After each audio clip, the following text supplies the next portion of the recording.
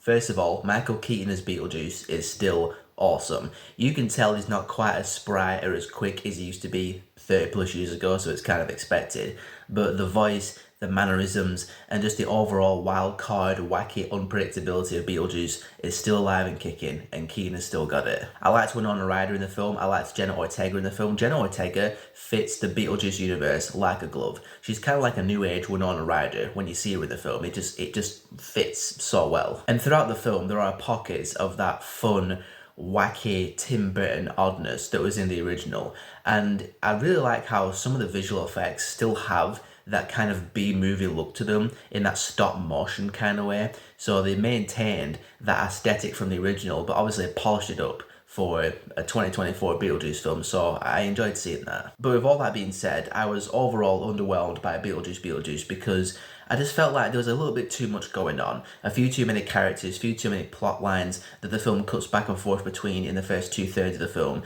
You're going from Winona Ryder to Jenna Ortega to Catherine O'Hara to Beetlejuice to Justin Theroux to Willem Dafoe, and they've all got their own thing going on, and there was just no decent flow between these characters and plot lines, and I just felt like the film strangely lacked a lot of energy. It just felt a bit flat to me. It's as if Tim Burton had two plots for Beetlejuice 2 and 3 and thought, I'm not sure if there's going to be a Beetlejuice 3, so let's just crunch them both into this one film. It feels like two films going on at once, and the result is just not that cohesive. And one of the things that makes this film feel like two films happening at once is the fact there are two completely separate antagonists in here. Both have their own agendas, their own motivations, they don't cross over. So who's the main villain? Couldn't tell you. Monica Bellucci shows up at the very beginning. She's this soul-sucker ex-wife of Beetlejuice who wants revenge on him in the afterlife. So you're thinking, okay, she's the main villain, but she then disappears from the film entirely until the last 15 minutes. You completely forget about her until she reappears.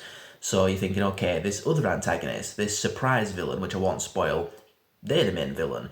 But neither of them get nearly enough time to truly develop and flourish as the villain of Beetlejuice. Both of them feel like a complete afterthought by the time the film's over. And that's what I mean. There's just so much going on. So many characters and different ideas that are just being crunched together.